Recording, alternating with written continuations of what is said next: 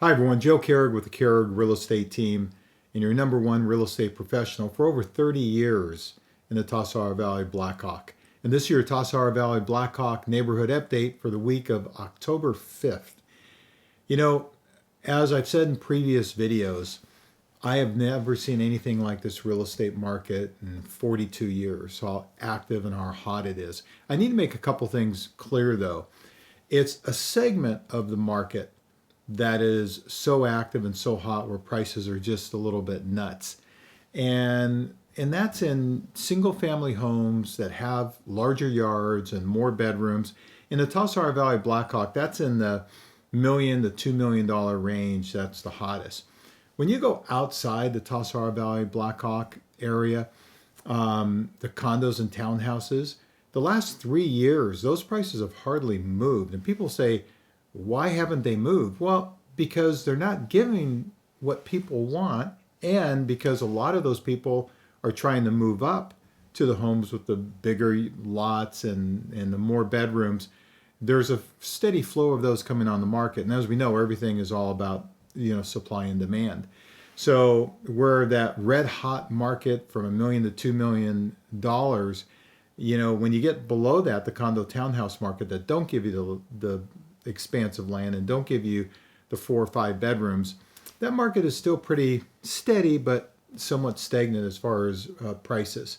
So one of the questions I get asked almost every day, especially as we get closer to the election, Joe, what do you think is going to happen with the election? Because unlike when Bill Clinton ran against the elder Bush and one was a little left center, one was a little right, this country's so divided that I can tell you right now, there's 100% of the people that are worried, that their candidate's not going to win. And that can certainly slow down. The uncertainty is because we know that there's not going to be more inventory that's going to flood the market.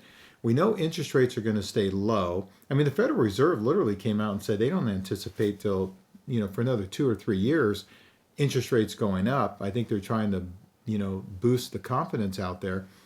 But the other thing is, so the only thing that can really change the market is buyer demand. Well, we still have a lot of people coming over from the peninsula, San Jose, Fremont area. So that demand is there, but you throw in a little uncertainty, and that's where you can see the slowdown of the market where people will go, geez, Joe, it looks like there's more inventory coming on. It's not more inventory coming on, but you'll see when we look at the graphs, it's just less people buying. So that's kind of what I'm going to show you from, this last week. And the one thing that the next few weeks are going to tell us in the next month, is this a trend? Is the market finally starting to turn around a little bit? Or is it just an election year, pause in the market? Let's look at the first graph. Let's look at Tassajara.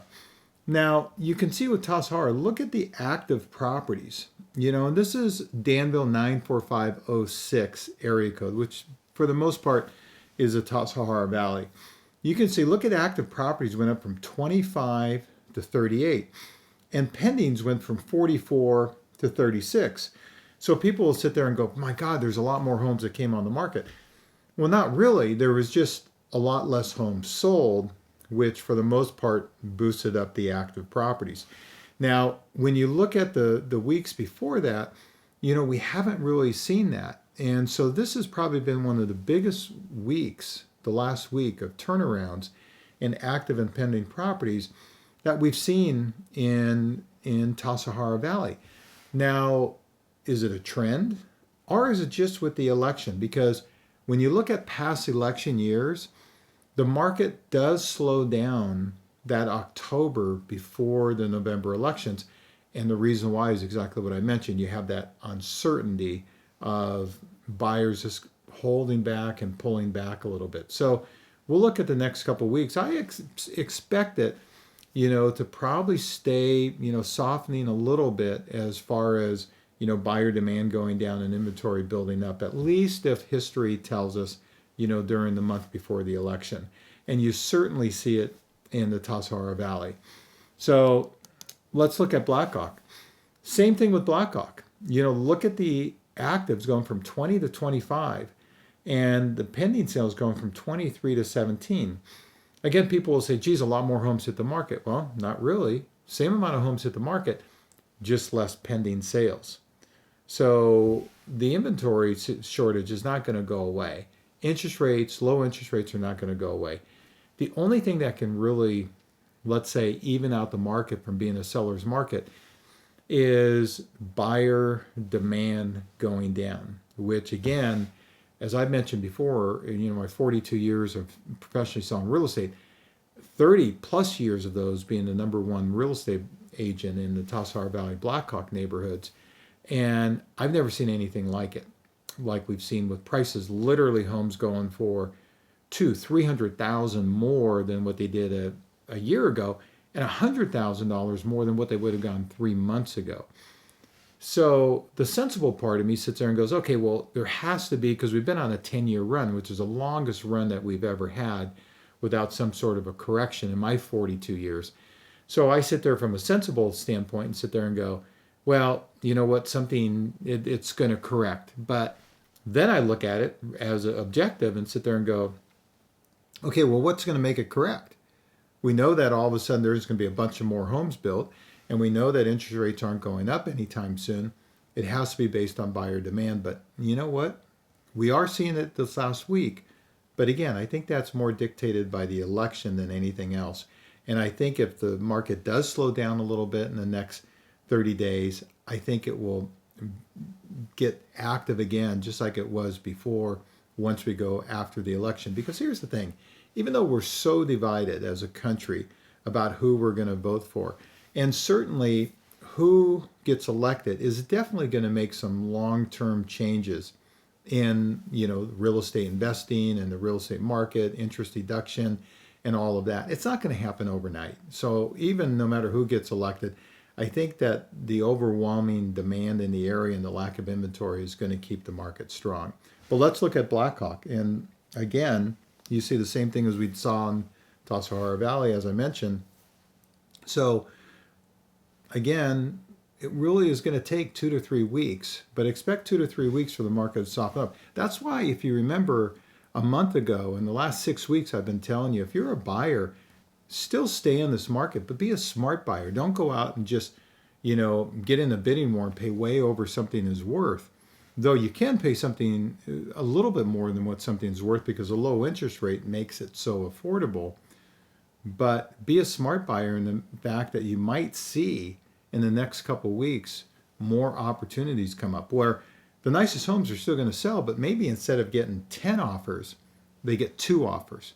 And that's where you can jump in and purchase. So overall, you look at the stats. Now, Tassajara Valley, again, look at the active. I mean, how consistent is this? And you'll see it completely different for Blackhawk. But you have the active, pending, and sold properties all averaging in the 1.7 millions, which is amazing because, usually the active properties are a lot higher price. And you can see the days on the market are almost identical. Now you look at the solds, 101%. So things are still selling at asking price. But look at the difference in Blackhawk. The active properties, the average price is 3.3 million. So if we took all the homes in Blackhawk over 2.5 million away from this, you would see a huge amount of pendings compared to active properties. But there's a ton of those properties that, let's face it, you get over $3 million and it just takes longer to sell because there's a lot less potential buyers out there. And you can see, so the average price is 3.3 million. It's been on the market for 60 days. But then look at the pendings and the solds. 1.8, 2.1, it's fluctuating around that 2 million mark. Now, if you remember a month ago, the sold properties were averaging 1.5 million. Well, what that tells you is the fact that the buyers are picking the low fruit on the tree as far as price. And now you just can't get a lot in Blackhawk for under $2 million, where you could find stuff, for $1.5 million. And if it jumps on the market now, it's selling right away. Well, you will see that the selling percentage is 94%.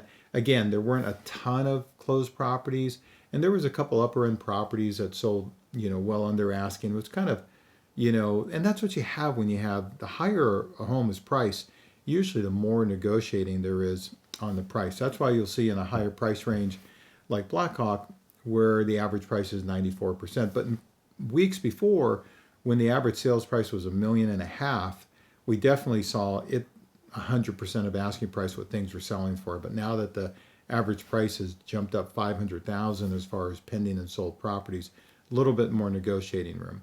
And you can see that the pending properties have only been on the market 15 days. Well, that's because the sold properties have been averaging over 2 million, and a few homes under $1 million, $2 million hit the market, and they were grabbed up. So again, it's I would say a very strong market. It continues to be strong, especially for that under 2 million price range in both Tassajara Valley and Blackhawk. You can be a buyer, especially I think in the next month is going to, anytime probably in the last 6 months and then the next 6 months is going to have your best opportunity if you're looking for something in that $1 million to $2 million range to still expect things to sell quickly, but again, not getting a bidding war with 5 to 10 people, maybe 1 or 2, and you just pay asking price or a little bit more than asking price.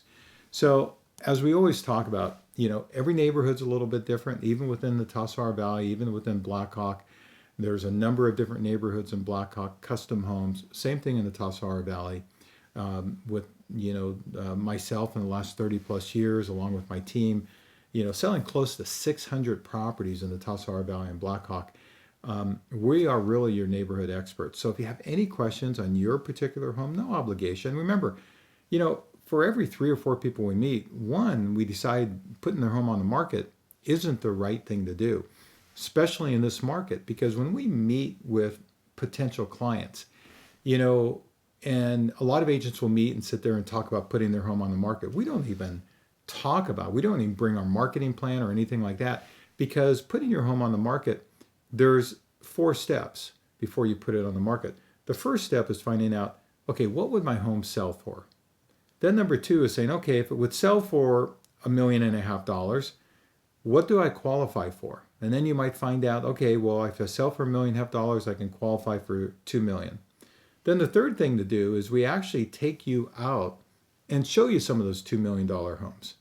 Now, if you see a lot of things you like and it makes sense, then the 4th step is to put your home on the market, but not till we've finished steps 1, 2, and 3. Because we might go out and look at $2 million homes and you might sit there and go, hey, I can appreciate they're nicer, but they're not enough nicer for the cost of selling and the cost of buying and the hassle of making the move. It's the same thing if you want to move down. I met with someone the other day and their home would probably sell for $1.5 million. And I sat there and said, okay, well, if your home would sell for $1.5 million, obviously you're moving down price-wise.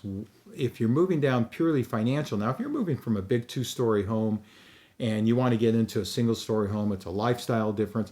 You can sell your big 2-story home for $1.5 million and go buy a single-story home for $1.5 million because it's not about financial. But if it's financial, then with these particular clients, we looked around. We started around 800, 900,000. Because you have to have enough delta where it makes sense. And everything they liked was $1.1 million and $1.2 million, and they're selling for $1.5 million. And I was the first one to tell them, you know what? There's not enough delta there. It doesn't really make sense to sell, pay the expenses of selling, and then buying for a few $100,000 less, and then pay those expenses. So if you just want to sit down and just have a chat and talk about your individual situation, certainly reach out. My cell number 925-487-6838. You can obviously reach me through email at joe@kehrigteam.com. That's our last name, team, so joe@kehrigteam.com. Or visit our website to learn a little bit more about us, www.kehrigteam.com. So anyway, as always, every week that we talk about those first responders, we still have the wildfires. We've actually had a couple new ones. Smoke is still in the air. So God bless those people that are out there on the front lines fighting it. Obviously, COVID is still an issue. Be safe out there. God bless those people on the front lines, fighting that. So may God bless you. Stay safe. May God bless your family. And may God bless the United States of America. Have a great week. Don't hesitate to reach out. and I'll talk to you in a few weeks. And we'll see where this crazy market's going.